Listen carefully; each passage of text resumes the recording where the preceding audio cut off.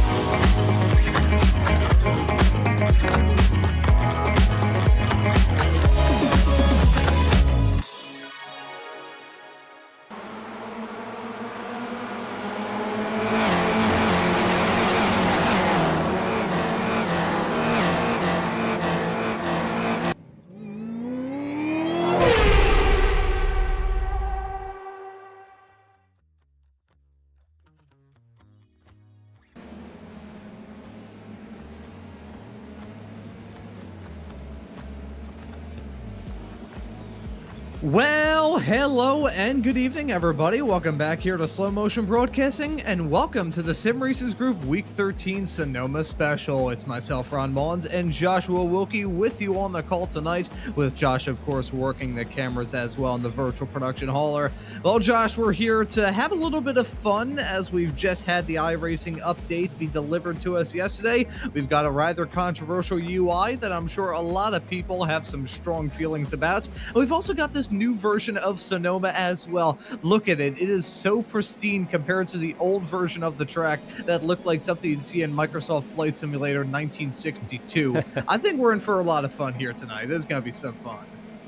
Yeah, absolutely, Ron. I absolutely love this place. You know, we had a race here not too long ago, a few weekends ago, and I didn't do too bad in it and learned a bunch about the track. It's got a bunch of little character, some intricacies and so on to it, and some places that you really have to treat with some respect, especially if you're going to try to pull off a pass tonight. So I'm expecting for a little bit of fireworks as well as some pretty amazing driving here. And yeah, man, the new scan just looks awesome here on iRacing. UI, I haven't really had a chance to formulate an opinion yet on it, but we'll see how that goes. Everything looking pretty good so far.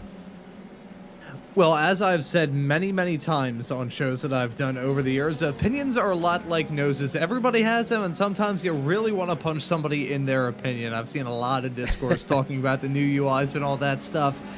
Me personally, it's something that you got to get used to after a while. I feel like it's just gonna turn into one of those like new Coke debacles from like back in the '80s. Everyone's gonna be like, "Oh my God, it's so awful! Look at these brand new UIs that we've been like clamoring to get for years." I mean, for as long as I've been doing iRacing, which compared to some people hasn't really been that long. I only joined the service back in February of 2020. It's something I need to get used to, albeit I don't really drive too much in the sim.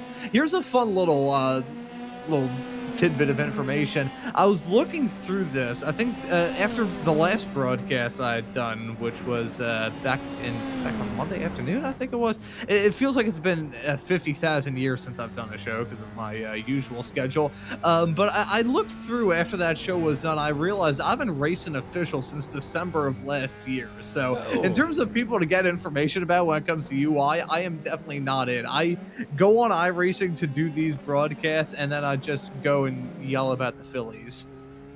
Yeah, you definitely got to get out there and get some racing in. But I believe it being I believe it was your 300th show this season. So I don't know that there's a whole lot of time for you to get out there on track. Anyway, you just got to talk about them so much. There just isn't any time to get out there and be a wheelman at all. But hopefully we can get you out on track here in the next little bit. But at the qualifying here, got about 9 minutes left, maybe just around 8 minutes. Stephen Case leading the pack here with a 1:23.7. Oladipo 23.8 just behind him. Egger just kind of moved into third, actually pushing Jason Green down to fourth. We got a pretty close battle going on here up at the front, and then it kind of splits a little bit nearing the 10s. But like I was saying, this place is a bit of a driver's track, Ron. It's not an easy one to nail down, and it's definitely not an easy one to drive for any period of time.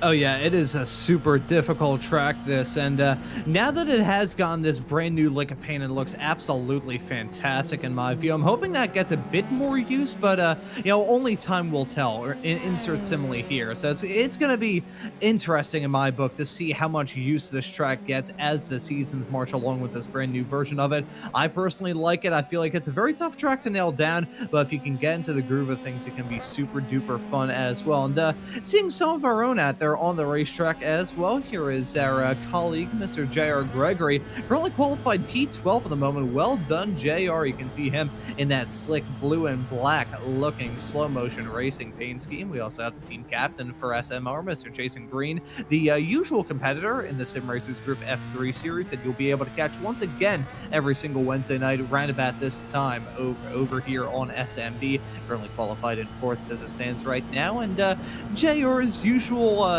sparring partner, so to speak. I'm not really sure if that's a correct phrase at all. His booth mate, Mr. Charles Beauchel, my co-commentator over on the Weekend Warrior side of things, out here on the racetrack as well, slotted in 40. Oh boy, he's slotted 24th, I should say, in the number 50 cars. He nearly got hit up the backside hanging into turn 7.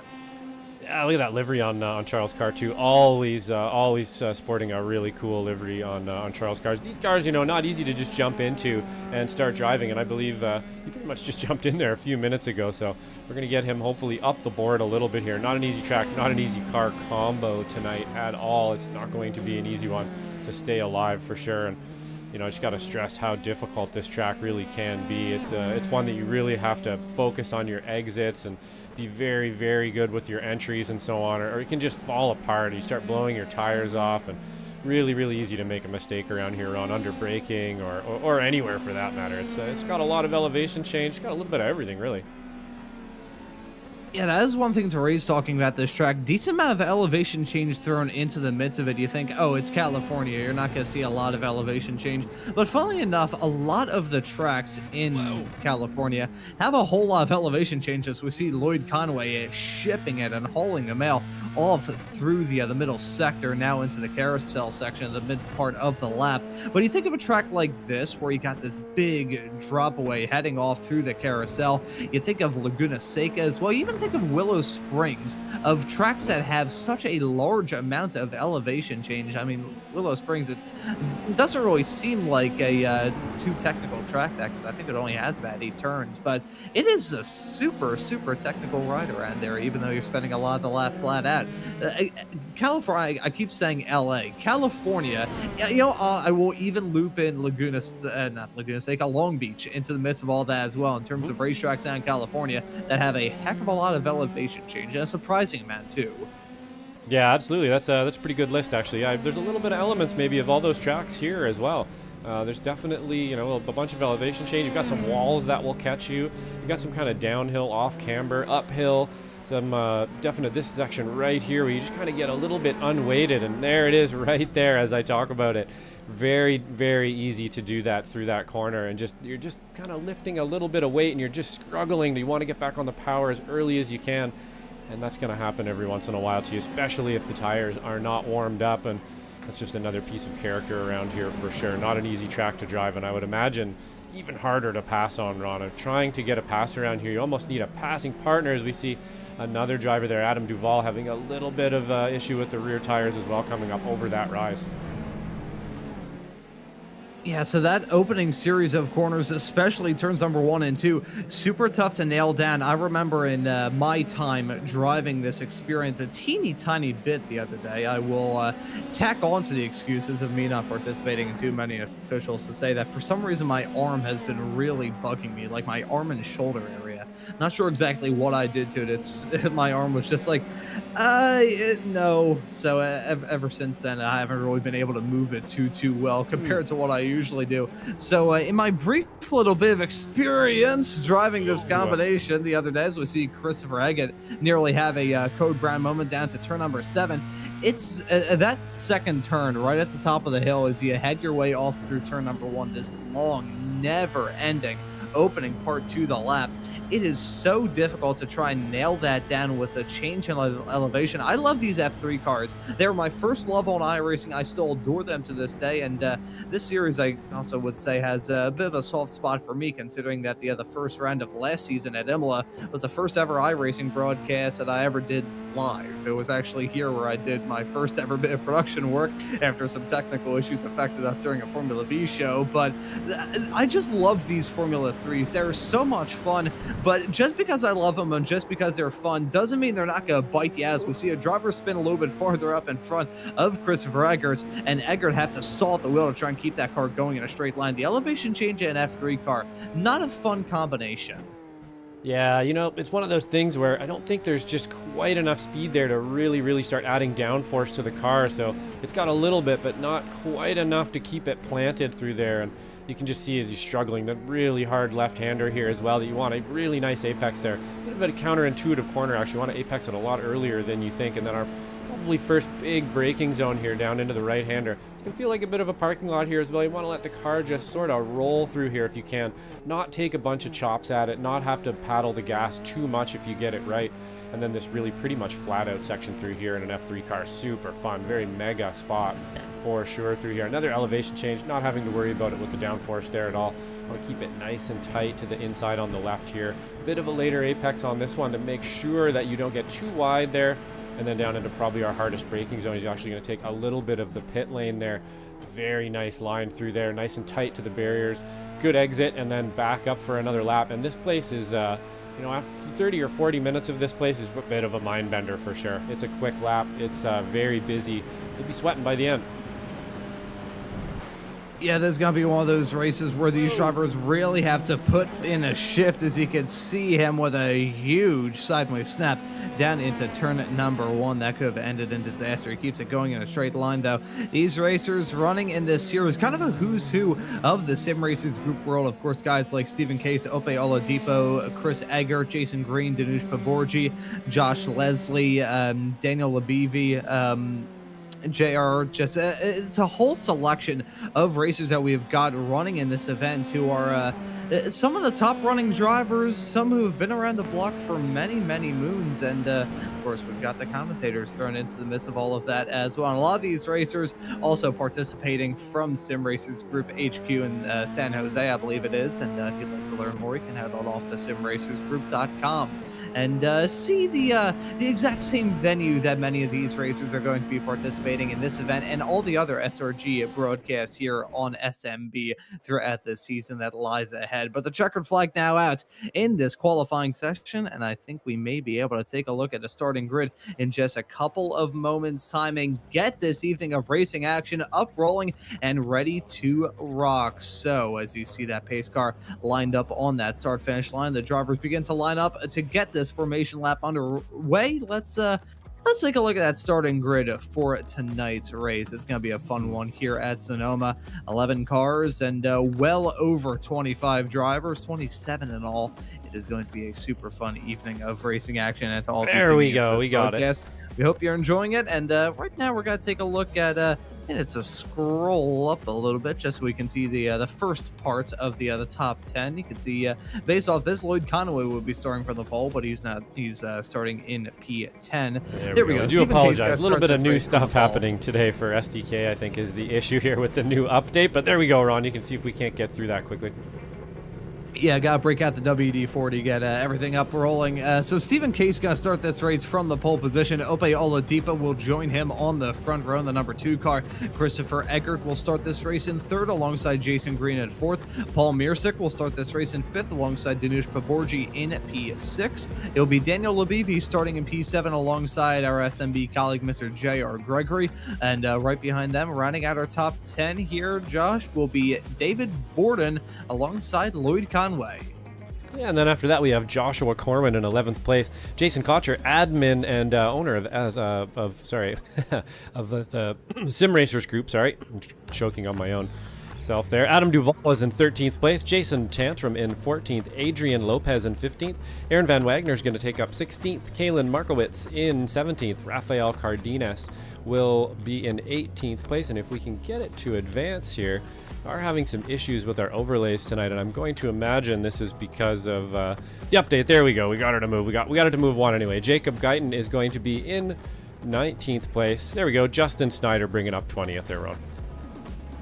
Then looking outside of the top 20, we got Tyler Hagan starting this race in 21st, Jose Navas in 22nd, Alex Velasco will start in P23 alongside Charles Bochelle in 24th, Kukaran Dillon will start this race in P25 alongside Josh Leslie, with Dan Clark rounding out the 27 starters that we have in tonight's race. It's going to be a fun one here, a fun evening of action, and to get all up and rolling, we have this 25-minute long race that lies ahead. These racers gonna have to tackle this track with as much confidence as they can. You know, in a rescan, you're not just going to get a change. It's not going to be a brand new lick of paint. There's a lot of different parts of this racetrack that are completely alien to some of these racers if they haven't gotten the opportunity to run around this track ever since the iRacing update just a matter of 24 hours ago. Yeah, absolutely. There's definitely going to be, you got an eye in maybe a little bit different. That braking zone that maybe you were used to is not there. That little skid mark that you were using as some kind of an indication as where to turn in or something might not be there anymore. It's going to be a little bit more difficult now. And things are just a little different. A new coat of paint can really change things for you out there. And I'm sure there's also some hidden things in there that we don't quite know yet. I know there is for me. We're finding them here as we go live, as we've shown here, having a little bit of technical problems. But I wouldn't be surprised if some other people have some technical problems tonight because of that as well, Ron. It's a good point. And I think in terms of talking about the various changes to this track, I would say the second to last turn, the hairpin, right at the end of the lap of turn number 11, may be one of the biggest challenges, because you think of how that turn is, and we already saw it a decent amount in the qualifying session that immediately preceded this formation lap that we're still on, as that right there is very, very interesting stuff. I think that's Jason Green trying to merge within the pace car. I'm not sure if that's necessarily legal, but I'm not in race control. That's not my judgment to make. But the second to last turn, the hairpin, turn number 11. You look at how that is and how those racers were having to attack it in the qualifying session that we just went through. There's the pit abutment there. That is solid concrete. You hit that and you're going to be in for a world of hurt. So it's small little stuff like that, the reference points as you raise Josh, the bits of the barrier. It's small little parts of this track, a brand new bit of asphalt as well, because Sonoma was only repaved a matter of a couple of years ago in real life. And since the scan was just recently redone, you can see a brand new blacktop that these racers are going to try and break in here for this fun event on slow motion broadcasting. It has been absolutely fantastic ever since SRG came to us here on slow motion broadcasting. It was actually the very first day of the year, my very first broadcast of the year when we brought you, it was round number 3 of that season of Sim Racers Group action for the F4s at the time. And ever since then, we've seen the SRG community, the SRG world build. We've seen the SMB community and the SMB world build, but it's been an absolutely fantastic more than half a year. And as we get started here for the final season of iRacing with the special event to reel in week 13, we see these racers head their way onto that start finish straight away with the green flag out, and the drivers now on their way, looking like a pretty good and commanding start from Stephen Case. Gonna lead them as they head their way up the hill down into turn number 1 and 2. Look at Opeola Depot as they wreck behind. That right there is Josh Leslie, Daniel Labivi getting involved in the midst of all of that as well. 2 racers coming to blows as they headed their way down into the turn. That right there is Charles Bochelle in the number 50 car, making his way through clean, trying to avoid the drama like the plague at the very start of this race. But just as we expected, Josh, turn 1 and 2 proving to be a hot spot. Yeah, so difficult to get through there, Ron, all together like that. You can't really go side by side, and you're on cold tires after that formation lap. It's going to be very difficult. Almost always going to lose somebody in that first corner. It actually did pretty darn good to get 27 cars through there with only 2 off, and it didn't look like they took too much damage either. We got another car off here. Rafael Cardenas taking a bit of a wide line there before we get down to our first big braking zone. I believe off in the background there, not sure who that was, but it looks like he's struggling a little bit with that corner as well. But up at the front, Stephen Case here just taking off nice and clean. You got to try to be as clean as you can here on the first couple laps, get those tires warmed up. Then things get a little bit easier around here, but not easy enough. And as we have seen the drama at the very start of this race, look at the dive from Danush. Contact being made. It's himself, and that's Chris Eggert that he came to blows with. Down to turn number 11, the both of them involved in that bit of drama. And now Jason Green and Jared Gregory gonna duke it out. This is a battle for 4th as it stands presently, as they head their way up the hill through 1 into 2 right now. Looks like Green gonna hold on to that spot as JR still looks to try and get a hold on a JR.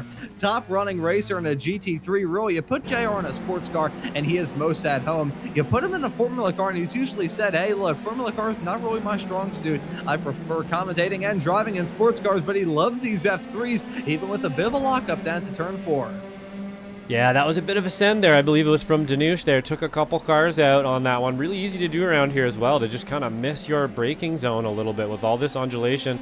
A little bit of blind corner stuff happening too. It's very easy to get unsighted and miss something. It looks like maybe that's what happened. We'll try to get a replay of it, but he's now attacking the back of JR Gregory here, our commentator in arms, as well as Joshua Corman and David Borden just behind them as well. It's actually pretty not spreading out quite as quickly as you'd think it would right away here, at least mid-pack. We got a couple races going on still. Up front though, Stephen Case still kind of taking off into the distance here. Looks like Oladipo not quite able to, you know what, he's actually keeping up there. He looks like he's still in draft. As long as he can stay in that draft right there, not to make too many mistakes, he might be able to stay on the back of Stephen Case here and give him a bit of a run for his money. But you know, in this first heat, I guess we'll see how it goes here. Looks like Steven's kind of leading the pack at the moment.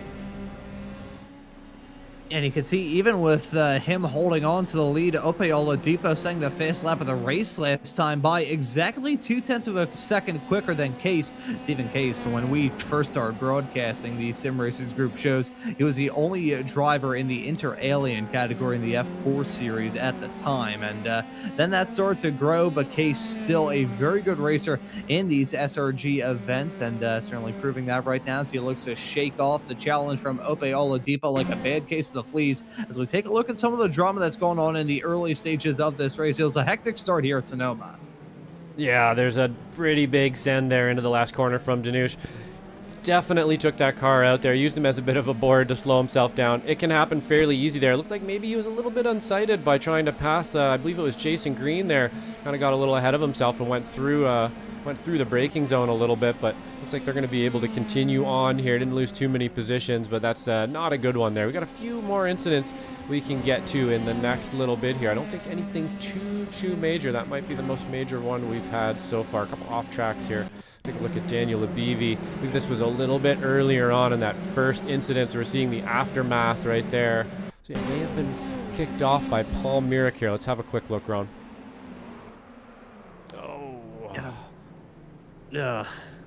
Yeah, he lost that one all by himself again, I think, right? So maybe we can just wind that back quickly and have a look on board. And I think what we're going to see here is exactly what we're talking about. He's a little bit squeezed on the inside, just loses that adhesion in the rear on, and he's up over the top of that hill.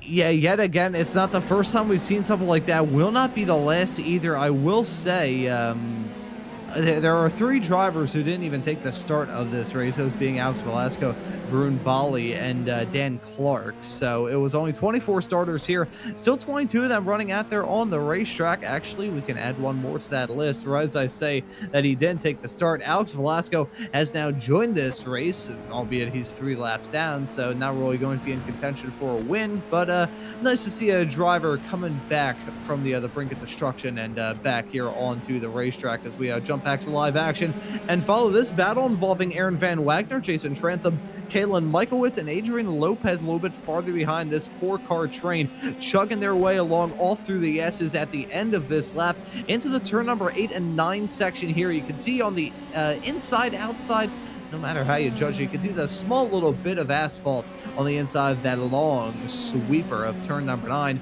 The old chicane that IndyCar used to run back when they raced here pre-2018 when they left for Laguna Seca, as that was Kalen Michaelwitz nearly running into the back of Jason Trantham right in front, and now Adrian Lopez all over the back of the lockup, seeming to be a pretty consistent feature of this race up to this point here tonight, Josh. Yeah, I was just going to mention there, that was a very similar spot to where Danush locked up there as well. So, maybe that has to do with what you were mentioning in the run-up there, Ron, that eye, just trying to eye that in a little bit. It's a little bit different now. They've moved things around a little bit. Maybe something's off color and you're just not seeing it. And it looked like maybe he just went a little bit deep there as well and was able to lock up one of those front tires. Able to kind of get it back under control, though, and not run into anybody, where Danush kind of went a little bit farther than that, but really easy to do in that corner. We're seeing another little puff of smoke around here, and I think that has a lot to do with just how undulating and how curvy this track is as well. You're putting a lot of different pressures on the tires and different orientations and so on. You can almost lift a wheel in some spots. We're seeing, just looking for any place Kalen can find by him here. Not able to do it at that moment, but man, he's out there looking for it for sure. This pack of 4 cars, I think we're probably going to see some more fireworks for in the next little bit. And it looks like we have another off track here from Daniel Abivi. Just going to have a look, see if it's in the same spot.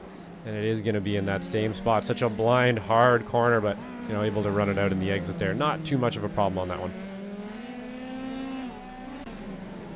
Yeah. Oh, Jackson, right, that could have ended in disaster about 5 times. Perfect time to jump back to live action there, Josh. That was absolutely fantastic as Kalen Michaelwitz turned his inside front tire into a perfect cube as he headed his way down into turn number 11. He's now got a whole lot of pressure from Jason Trantham and Adrian Lopez running right behind as that's Trantham all sorts of crossed up. He's going to have a half spin heading through turn number 1 and now loses down that spot to Lopez. And just like that, now Michaelwitz not feeling the pressure. Rise, I say that. He goes off the track. Van Wagner goes off even worse. That's heading off through 3A, and now Van Wagner gonna get chewed up and spat out by Lopez Trantham. I think Rafael Cardenas also gonna get involved in that battling as well. These racers in this pack have not given us a single point to breathe as we see Van Wagner. Oh, he hit the wall there as well. Maybe a slight tweak to the left rear suspension.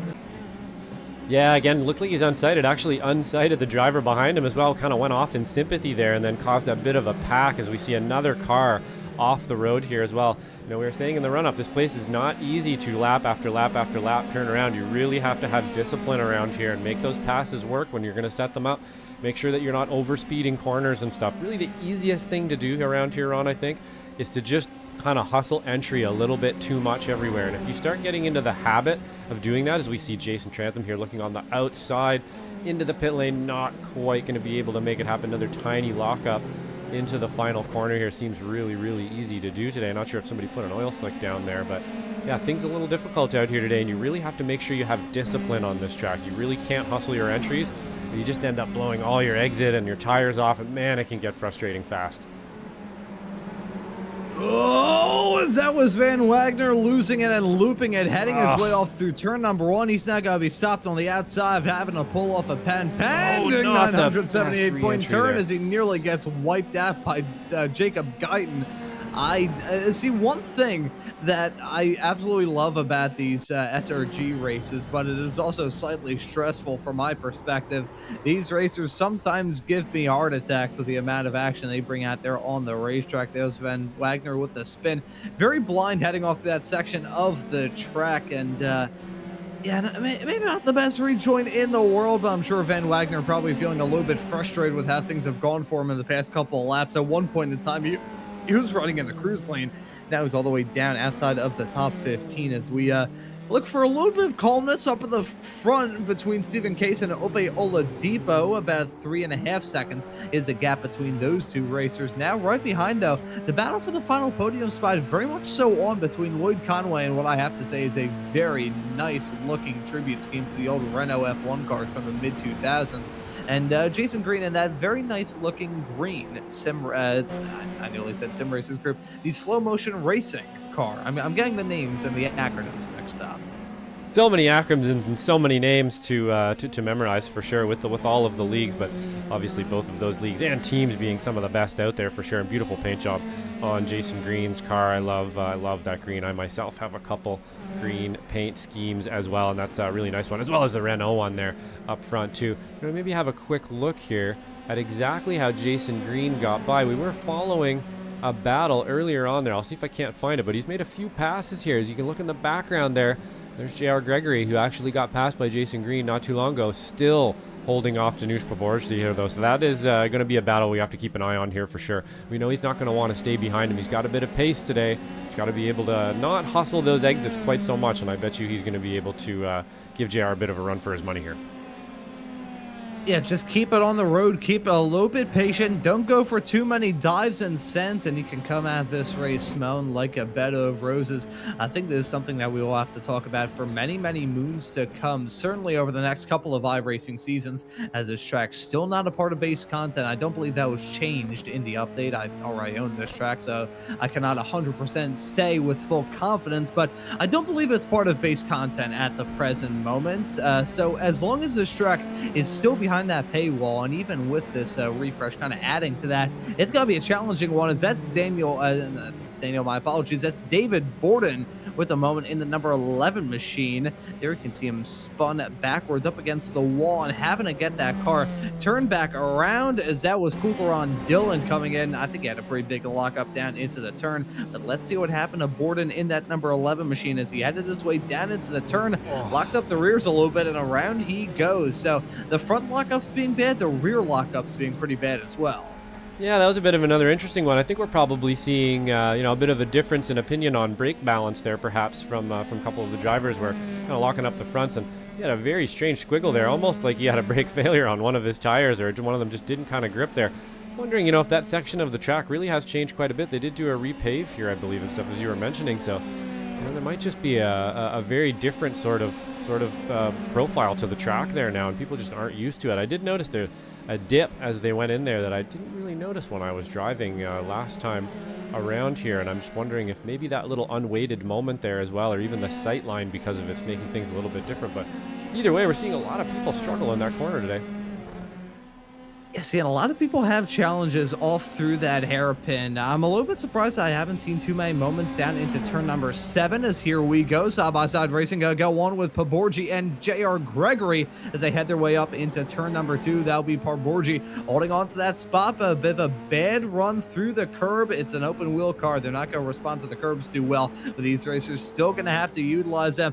That's the thing with Sonoma. At the core of it all, this is a NASCAR track, and with it being a NASCAR track, track. You got to run over those curves as if you're running in a stock car, which can be a blessing and a curse. As we take a look at Borgi, I believe this was the other replay to see how he got it done on J.R. Gregory. A little bit glitch from my end, but I'm just going to use my power of I nearly said completely the wrong word. The power of deduction? Was that the word I was going to try and say? Yeah, there we go. Second tries to charm. I whacked my head too much as a kid. You can kind of tell. I think after 300 races, Ron, you can probably feel your way around a bad feed. You could probably know, you just put your hands up and I'm sure you can know exactly what happened. But no, realistically there, what happened, it actually... Braille. Exactly. You don't really need to see it. When you've done 300 broadcasts, you can just hear it. You can feel it at this point. But it looked to me, I actually almost like JR actually maybe had a slowdown there. It almost looked like he let him by. I'm not sure if that was just because he picked a bad line and then thought better of kind of trying to fight Paborgi in that moment, because it could have caused an accident, which would have been some really heads-up thinking from JR there. But that moment almost looked like he got a slowdown, or he just let him by there. Yeah, so interesting stuff there from JR, and I know I say this as somebody who used to, I'm going to hold off on that story that I was going to share, as it looked like Jason Green was going to try and get moved on the braking zone down to turn number 4. That would have been a gutsy move from Green, but he holds on to it right now, holding on to P4 as it stands right now. I was just going to say, one time, many moons ago, back on a official series that myself and JR used to commentate on, and Josh used to do the production work for. I remember one time I got dragged into the commentary booth, had a little chat with him midway through the race, and I remember that being an absolute riot. And we'll say nice little behind the scenes information for you folks. We've got Charles and we've got JR in their own little chat. I can maybe drag him in to have a chat here, because I remember when I had to have a mid-race interview, JR said, that's a disappointment he didn't crash. So they're up a few positions here too. Look at that, JR. Charles is up 4 positions, I believe, and JR's up 2. So maybe we can bring him in here. Our guys are doing well. Hopefully they can hold on to it while we're talking to him. We'll see. Hey, I'll tell you what, Josh, we have got some pretty darn good producers and commentators here. We've also got some pretty darn good drivers around here. I think for now, though, that is a car going off the track right in front of JR. That's a lapped car, I believe. That may be Paul Mirsick, who still has a black flag in the air, potentially for incidents. I will raise kind of talking about the information about this event here today, folks. 17x will be the limit for these racers to pick up any sort of drive-through penalties, and then once they hit 25, that's gonna be when it gets intense, as that right there is Charles getting lapped right there by Lloyd Conway and Jason Green as they headed their way down the backstretch off into turn 7. Yeah, it's looking like he's going to make it happen here. Perhaps a little bit of a mistake. He's been hounding him for a bit. You know, we know Jason Green, he's going to make that move stick when he does do it. He very rarely sends an awkward move, and he's setting it up there. You can see him looking for it for sure.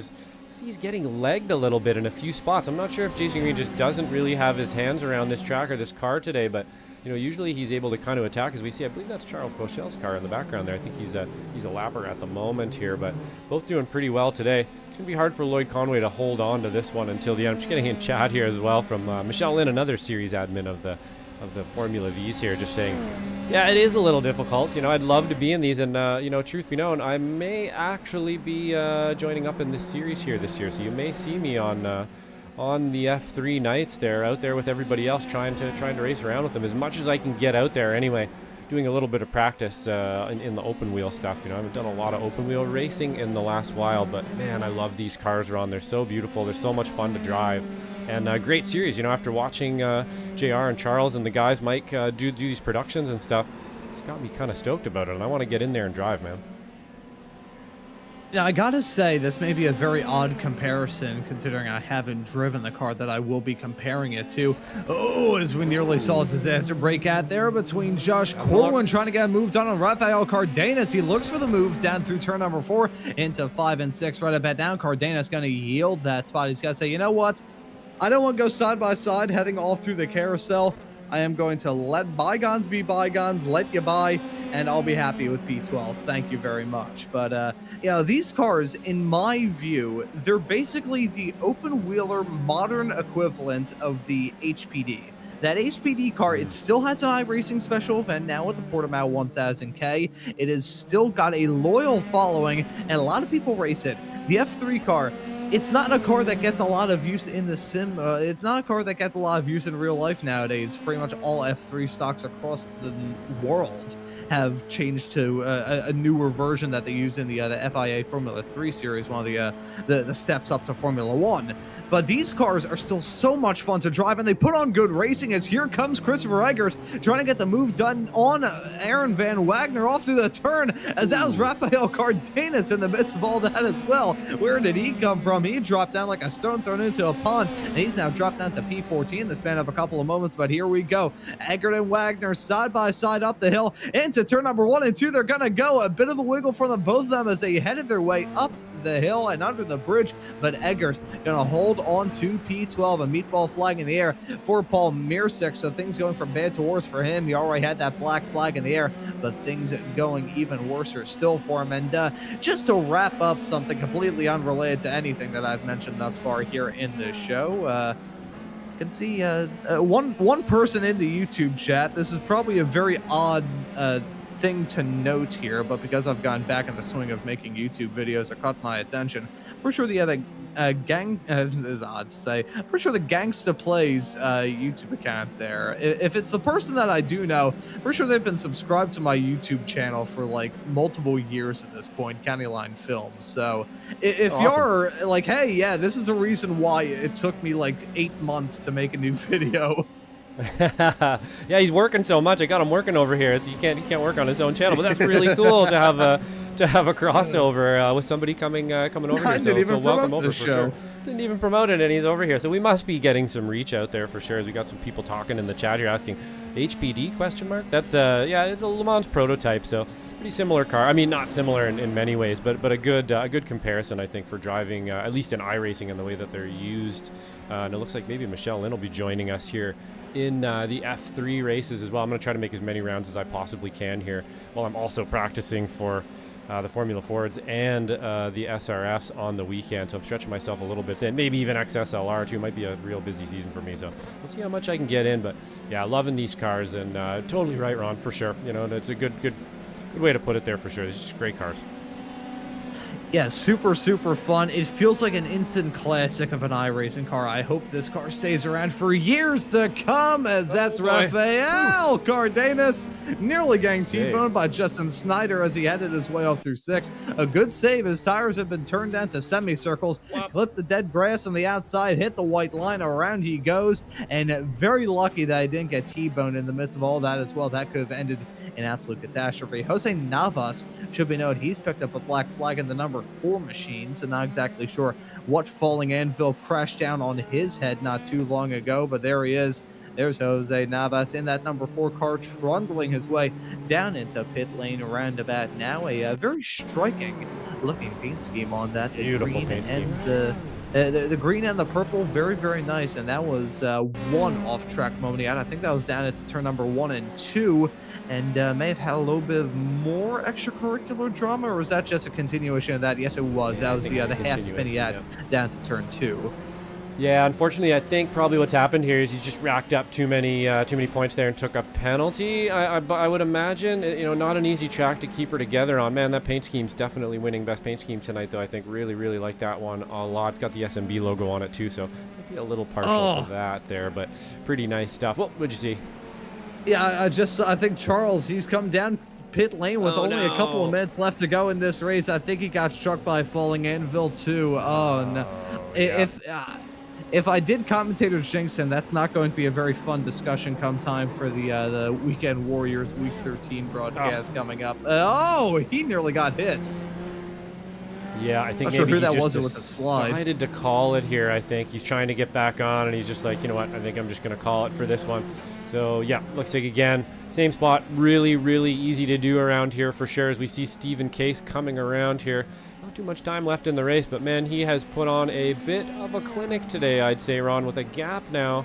Wow, yeah, about 5-second gap to second place. So he's been able to click off laps here over and over again. Oladipo not quite able to hold on And I wouldn't be surprised if that was due to a little bit of lap traffic and stuff. As we noticed before, he was able to put in that fast lap, probably for a little bit of a draft from Stephen Case in front, but unfortunately lost him here. And that's going to put a pretty big gap from second back to third there as well. And Lloyd Conway and Jason Green still battling it out.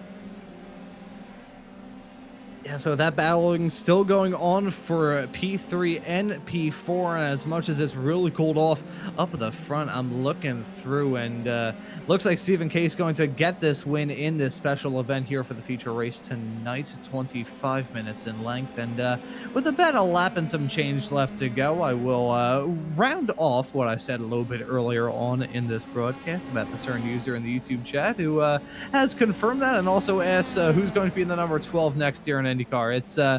It's probably going to be David Malukas. I would be more shocked if it wasn't Malukas than if it was. You know, David Malukas, I first got to know him as a driver, not know him, but I got introduced to him on the old TV show Kart Life back in, I think, 2015. I nearly ended up becoming Top Kart teammates with him because that was around about the same time I was getting into my own karting adventures, and my dad and I got a letter from Top Kart being like, hey, do you want to run with our like national team in SCUSA? And it's like, would love to, but we barely have enough money to afford Greek yogurt. So now he's racing an IndyCar, and I make fart jokes on the internet. So yippee-ki-yay to me. Jason Cotcher, series admin, currently in no man's land right now, slot in P8, having a calm night, shall we say, behind the wheel of that car as we ride on board with him all through what I gotta say, Josh, it's definitely a test of both of our graphics cards doing this broadcast, but it is a very beautiful rescan that they have done to this place. Yeah, it really does look nice for sure. I mean, especially compared to what it was. We were talking about it on the run up there, and it was in pretty desperate need of a revamp for sure. It looked like you were about a decade behind sometimes out here. Really fun track to drive, but you know, I think it does look like it has a little bit more undulation and some bumps in some new places. You know, I'm trying to just kind of scan it with my eyes here. I was here a couple weeks ago. I can definitely say it looks a little bit different. Some of the profile of the curbs maybe slightly different. Yeah, so it's going to be a bit of a new challenge. I'm actually kind of pretty excited to get back out there and race around here. I really do love this track. It's a good hustle.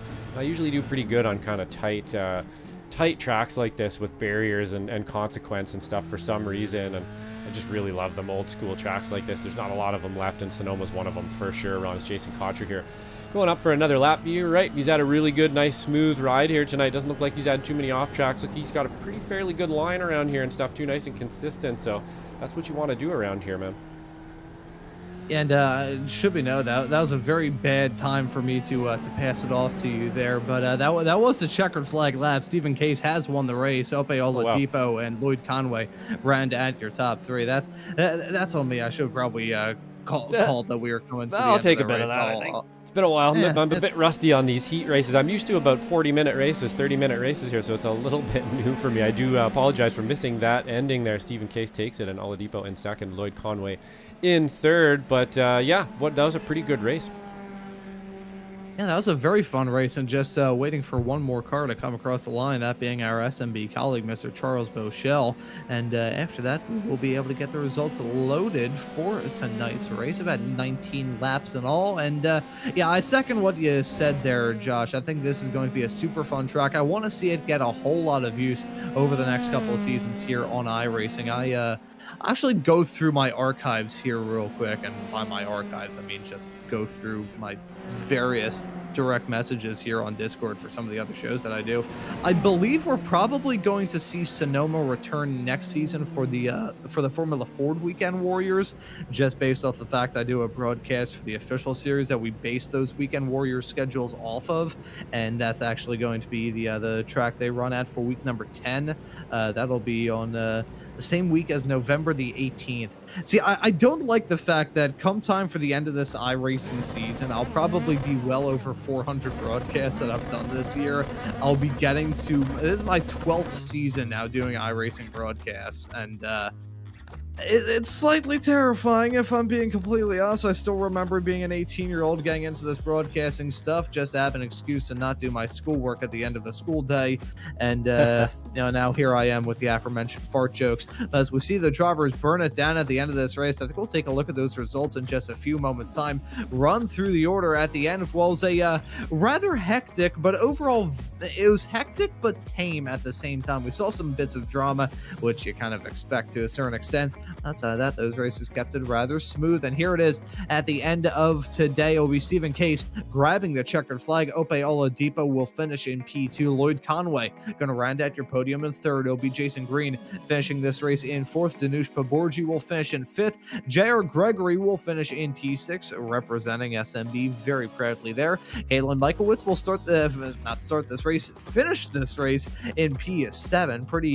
Pretty darn good recovery drive from Michaelwitz, a hard charger in this field by far, up 10 spots from where he started in that race. Should be noted, Lloyd Conway also made up 7, so lots of racers cutting their way through the field like a hot knife through butter. But after Michaelwitz, it's Jason Cotcher, series admin in the 422 car, finishing this race in 8th. Right behind him will be Jason Trantham, and rounding out our top 10, Josh, will be Joshua Corwin. Yeah, and then after that, we got Christopher Eggert, unfortunately getting pretty much center punched at the beginning of the race there. I think he lost a bunch of positions, but was able to make up a few there, back to 11th place. In 12th, we have Adrian Lopez, Justin Snyder in 13th, Aaron Van Wagner in 14th. Rafael Cardenas, also a couple pitfalls there for him as well. In 15th place, Adam Duvall in 16th, Jacob Guyton in 17th. In 18th, we have Karakan Dillon. And if we can scroll it forward here, hopefully it will work for me. It did work for me, great. In 19th place, we have David Borden. And in 20th, we have Jose Navas. And then rounding out our 27-car field, it is Tyler Hagan, Charles Bochelle, Paul Mirsick, Daniel Labivi, Alex Velasco, rounding out the cars that actually participated in this race, and Josh Leslie and Dan Clark did not take the start. So that's how it looks at the end of this race here, week 13 in the Sim Racers Group World, the Sonoma Special, and it was certainly a very special event. Happy to be a part of it here on this very beautiful Wednesday evening here on the east coast of the U.S. Temperature is rather fantastic all throughout today. See, I'm definitely a little bit biased. I've been described by many as a human polar bear, so whenever the temperatures get above 65, that's usually the point where I start to turn into a giant puddle on the ground. But we've got some drivers looking to have a chat with us here, and I'm thinking about how exactly we should go about all of this. I'll tell you what here, Josh. I think we'll do it this way. We'll bring in JR, then I'll let you have a chat with Charles, and then we'll wrap it up with Jason. I feel like Charles, with him and I doing the amount of Weekend Warriors shows, he's probably sick and tired of hearing my voice. So Sure. I think that may be a good idea to do that. So I'll drag JR in here to have a quick little chat with our iRacing colleague. Bug. Hello, Mr. JR. Sorry to drag you in mid-sends, but P6 for you at the end of this race there, man. How was it? Man, it was crazy. I'll tell you what, Ron, it takes a high amount of concentration to keep these F3 cars on the track around Sonoma. It was incredible. I've never done a flag to flag race in these cars before, and that was trial by fire. It is really, really tough. You don't get to relax for a second. So it's death grip on the wheel, sweat pouring down. It was fun, but it was a lot of work. Yeah, it certainly looked like a rather tense evening behind the wheel. I want to ask you about the challenge of running this car around this track. We certainly saw in turns like turn number 2 where the elevation change, really making that rear end loose. But how was it just trying to keep that car on the road around this new version of Sonoma? Super tough, man, and you put your finger on it. I mean, it's a diabolical design where the car lightens up right where you're trying to get it to rotate. I mean, if it was flat, you would be trail braking through turn 2, right? But you have to be very, very careful through there. I had a huge slide right there that was a miracle that I caught, and that's when Poborji got past me. And after you gather up from that, you kind of have to do the same thing on the second left-right combo where the car lightens up right over the crest. And I mean, it's a great track. It's super entertaining, super challenging, and there are so many places where you're flirting with the curbs, or there's off camber, or you're trying to apex the car over a rise in the road. It's really a fantastic track, and I'll tell you, well, as I was out there, I know Indy cars go out there, and NASCAR runs out there. I would love to see an IMSA race at this track, because I would love to see some of those P1 cars motoring around there and see how they would do. I think that would be very cool, and plus this track has a disgusting amount of pit stalls, so we could probably have that go on. Here would be an interesting idea: a multi-class race with both the regular, the top class, the WeatherTech series with the GTP cars and the GT3s and all that stuff, and also throw in the Michelin Pilot cars out there as well. I think that would be an interesting blend. I think that would be trial by fire for many a racer, and I feel a little bit bad because one racer that we have covered a decent amount, and someone I've talked about a lot on these shows because I sold him a kart back in 2016, Mr. Morgan Burkhardt in the IMSA Michelin Pilot series running a GS Porsche. I'm pretty sure he would probably have to get a better health insurance plan for an event like that, and I can't necessarily blame him in a situation like that. But JR, absolutely awesome to see you out there on the track representing SMB well. But this season that we have coming up here in the SRG world, it's gonna be another fun season of Sim Racers Group action, ain't it? Yeah, it absolutely is. And if there's anybody out there who hasn't joined us, we're on Tuesday and Wednesday nights, and Sim Racers Group has a fantastic developmental program where they start drivers with lots of support, damage off in F4, and they take the pointy end of the F4 field, move them up into F3, and turn the damage on, and things get a little more challenging. And it really is a fantastic group of people. Hats off to Jason Cotcher, the owner of Sim Racers Group, and I know that everybody here at SMB is super excited about being involved, watching that league grow and watching these drivers develop, and it really is awesome to be kind of with them on the ground floor as this thing takes off, and I think it's got nowhere to go but up. So week 1 of 2025 season 4 will start next week, so next Tuesday and Wednesday. Be here with us on Slow Motion Broadcasting to watch both of those races. They are absolute thrillers, and they're getting better and better every week. I think we can end that promo by saying one thing: be there or be square. I think that's the best way we can round it off. But JR, awesome to see you out there on the racetrack, and really looking forward to seeing what this new season has in the Sim Racers Group world. The F3s and the F4s, super duper fun, and certainly got to see that put on full display here tonight. But JR, we'll let you give any thanks or shout outs before we let you go. Well, thanks to Jason and everybody over at Sim Racers Group for allowing Charles and I out onto the track tonight. It's kind of a I guess exhibition race of sorts. They're trying a new format and trying a very challenging track. So I was really super fun to be out there on the track with all these guys that we've been watching and calling these races for the last for their inaugural season, actually last season. So a huge shout out to them, and a huge shout out to Racing Ron Maunz and Josh Wilkie for covering us, Charles and I, so that we could get out there and participate in this. It was super kind of you. It was a great idea that you actually came up with to let us out there and drive, and thanks for that. I've had an absolute blast. And I will also say it's a good thing that I didn't drag you into the booth midway through the race, because I didn't want you to crash out like what you wanted me to in that Radical race a couple of years ago. We like to have a good time here at Slow Motion Broadcasting. But JR, thanks again for joining us here in the booth. Well done on a pretty darn good result out there on the racetrack, and looking forward to seeing you back here on the broadcast booth for this SRG season that lies ahead. Yeah, absolutely. You and my cardiologist both will be advocating for me to be back behind the mic and out of the car for sure. Yeah, I felt that. All right, peace out, guys. Thank you. See you, man. Have a good one. And that right there was JR Gregory, our P6 finisher at the end of this race. And Josh, I will let you drag in Charles to have a chat at the end of this race. Yeah, let's bring him in here. Charles Beauchel, you were out there racing today. Not an easy track car combo. How was it for you out there? Hey, Josh, it was fantastic. Even though I'm not the fastest guy in the car, I still enjoy driving it and love the refresh of the track.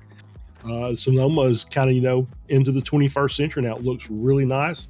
Did not get as much practice as I probably should have, and got out there and found the bumps during the race that caused me a couple of spins. But other than that, it was fun. Didn't hit anybody, so that's an accomplishment. Yeah, absolutely. Finishing around here, this track is a sweaty, hustly track for sure. And you've probably been around here before. Is there anything like key spot on this new rescan that you can tell us maybe was a bunch different? Like, I noticed there was a bit of locking up going on in some places I hadn't seen it quite before. Is there anything really out there that's changed a lot? It's harder to eye things in, or how's that new rescan looking? No, the rescan's good. Like I said, if you go as you're coming up the hill into turn 2, there's some bumps on the inside of the track that will kind of upset the car, make it a little difficult to turn in. But if you've driven this track before, it's pretty standard fare. It's obviously a lot of blind apexes that you just have to run laps and get better at the track with. It's just one of those tracks that just you got to put time in to make it really, really good. It reminds me a lot of if you're familiar with, if you've driven in CTMP, Canadian Tire, very, very similar to that. It's a very fast flowing track that you just have to get laps in it to know where your braking markers are, where your corners are, where your apexes are. But yeah, as far as the rescan, I don't really think there was a lot of difference. It's just, I think the baseline setup that we were using for tonight was a little on the understeery side, which is not great for an open wheel car. Probably okay if you were driving a GT3 or something like that, but still fun race. And it was good to get out with the SRG guys and run laps. And once again, didn't hit anybody, so that's an accomplishment. Yeah, absolutely. Great to get out there and see you guys running as well. Really awesome to see you guys be able to get out and race with the guys that you commentate over all season there. And we're looking forward to the next season here starting up next Tuesday and Wednesday. SRG will be obviously coming back to SMB for another season. And as JR was mentioning there, everybody's just getting faster and better and cleaner. And what an awesome little driver program they have going there to have that brick and mortar. And there's actually people there. It makes it exciting for us in the booth. It makes it exciting for them. And we're really glad to be a part of it. So anybody else there you'd like to thank there, Charles, before we let you go? I mean, just thanks to Jason for letting us go out and play in the sandbox a little bit with the guys, and just once again, the SRG, just the program as a whole, fantastic bunch of drivers, and you can see that there's talent out there. Obviously, this is not the easiest track, and you saw some mistakes from some of these guys, but some of these guys that were kind of hanging in the back tonight will be in up near the front during the course of the next season, because they're just that good. And they'll put the work in to improve. So we're really looking forward to commentating next season, and we'll save the driving for the non-points races. Awesome. Well, we're looking forward to having you back. Always enjoy the commentary and looking forward to next season for sure. Charles, great driving out there today. Good to see you on track, and we'll catch you again soon, man. All right, thanks, Josh. Appreciate it. Have a good one. All right. And that right there was our SMB colleague, Mr. Charles Beauchel, joining us here in the booth. And we got time for one more interview. We're going to round it off with a bang, and we're going to have a chat with series admin in the Sim Racers Group world, Jason Cotcher, going to join us here in the commentary booth in just a couple of moments' time. Jason, welcome into the booth here. And man, pretty all right result for you here. You kept it on the island and you walk away with a P8. How was it out there? Yeah, guys, how's it going? It looked great. I love the rescan. iRacing did a great job with the facility. I've been having a laugh with Charles and JR on the other channel there. It's kind of the other home track for the Bay Area. Laguna gets all the pomp and ceremony and prestige and all that. But I think Sonoma is kind of underrated in my opinion. From San Jose, Laguna is an hour south and Sonoma's a couple of hours north. A bit disappointed as an admin. I didn't have my ducks in the row, I guess, for the heat racing. It wasn't a standing start. every 5 minutes, it was kind of a dough moment from me. But we're having fun on a Wednesday night. Nice to forget about life for a while. And yeah, anytime I'm in the top 10, I've either gotten better or 5 guys have crashed out in front of me. And tonight, maybe a combination of both.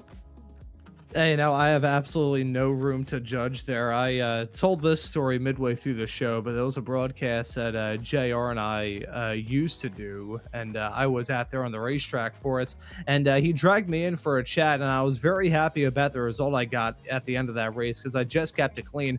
I think I maybe got like 1 or 2 moves done out there on the racetrack, but I just kept it clean, got there to the end of the race, and was able to walk away with a pretty good result. Same situation for you here today. You kept it clean, you got a good result on this track, which proved to be a challenging one for these Formula 3s.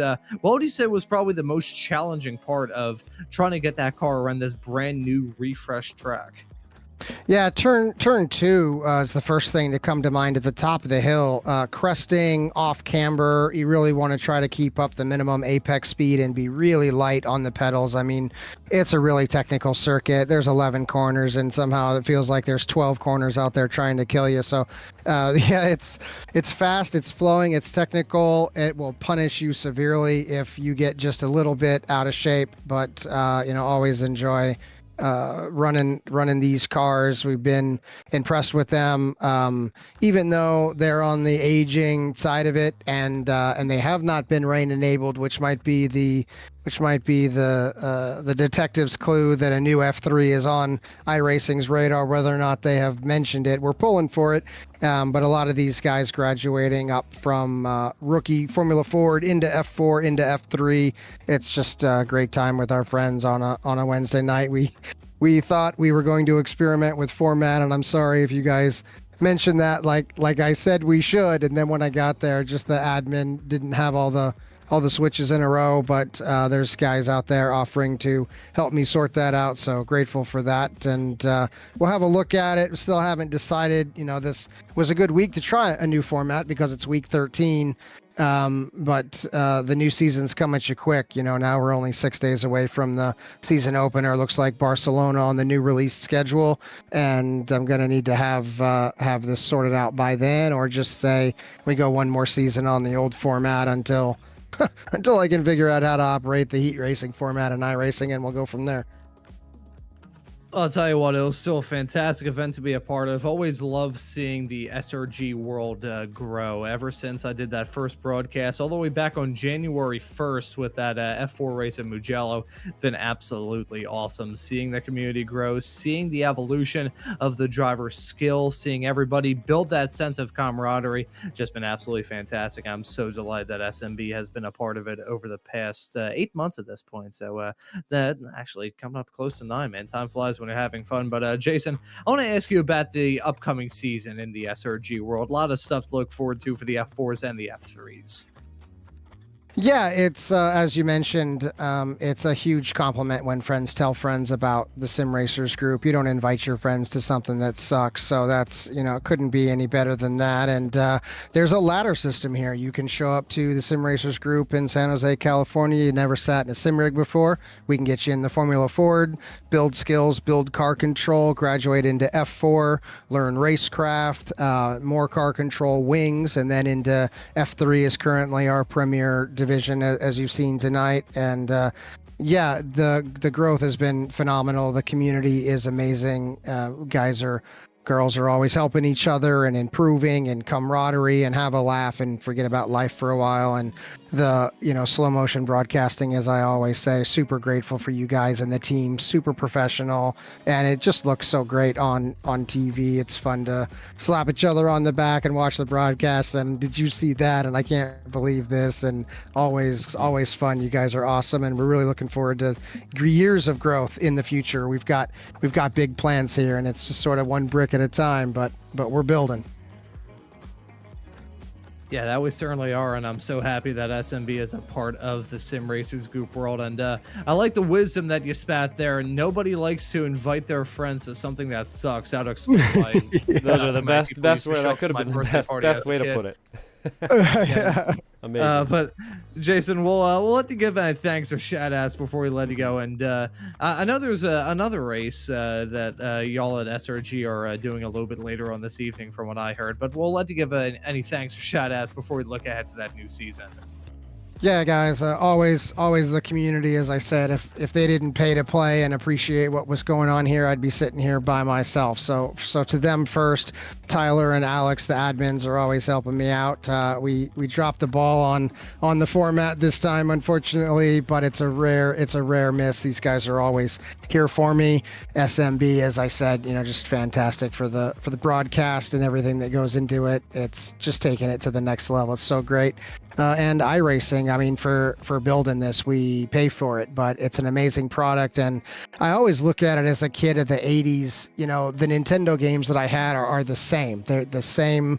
Tecmo Super Bowl is still Tecmo Super Bowl. Nothing about that has changed, but I really feel like the genius of iRacing is it's always improving every quarter, new cars, new tracks, rescans, better physics, better models, and it's a living, breathing thing, and that's just blown me away. As I'm 46 and a lot of these guys are younger than me, so of course it's a living, breathing thing, but they need to appreciate the old farts where that nothing ever changed. It was always the same old stagnant stuff. So I was impressed with iRacing when I found it after COVID, and still am a great program, and the technology to have guys log in from all over the country, and when you get into the officials and endurance racing and such from all over the world is so fantastic. It really brings everybody together, and without them, we obviously wouldn't have this, I guess. So they're a pretty important group to thank there and appreciate.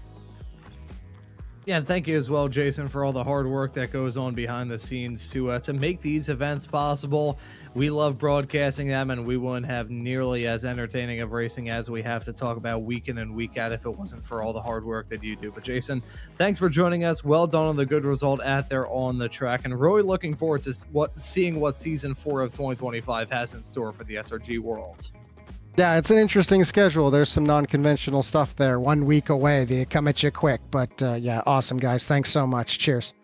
And thank you as well. That right there was Jason Cotcher, series admin in the Sim Racers group world. And at the end of this race, he walks away with a pretty solid result as well. But Josh, nice little fun evening here to spend a Wednesday night, and kind of put I'm trying to think of the best way to describe this. Are we putting a bookmark at the end of season 3, or are we looking ahead to season 4? I feel like it's a mix of both. Yeah, it does feel almost like it just flew by, and we're starting another one here for sure. But yeah, we're definitely wrapping it up and starting a new season. Pretty excited about it for sure, and some great words from Jason Cotcher there about the season, and probably one of the better quotes I've ever heard, that your friends aren't going to sign up to something that sucks. And that's very true of SRG and everything else. I think I'm going to get out there and race because it does look so fun, and this group is just so awesome. And some great words about iRacing there as well. It is definitely worth more than the sum of its parts, and it continues to grow and get better and create communities like this. And man, we just can't thank them enough, and awesome leagues and admins and everything that are helping us out there as well enough, as well as the drivers on track making this happen. Like you said, you can't drive and you can't race without other good drivers and racers out there with you. So we're just really stoked here at SMB to be a part of this, and looking into the future with it as well. You guys have a great crew. Once I'm not producing again, you get back to Mike. You won't be missing starts or finishes anymore. And yeah, just really, really happy about all this stuff there. So thank you for the kind words, Jason, and let's hope that things keep going the way they do. Yeah, and really looking forward to seeing what the action is going to look like in Season 4 of 2025. And a reminder, folks, you'll be able to catch all of the action from the Sim Racers Group F4 series every single Tuesday night at 9:45 Eastern Time. It'll be J.R. Gregory and Kenan Miller on the call for those broadcasts. When it comes to the F3 side of things, you can catch J.R. and Charles on the call for those races, and Mike on production. And you'll see for Season for what the action has in store. Hey, I'm a poet and I don't know it. But as for this broadcast here for the Week 13 fun race in the Sim Racers Group World, I think do it. So for myself, Ron Maunz, and Josh Wilkie working the comms and the cams with me on tonight's show, I say thank you all so very much for watching this broadcast here on Slow Motion Broadcasting tonight, and we hope to see you all wherever it is in the not too distant future.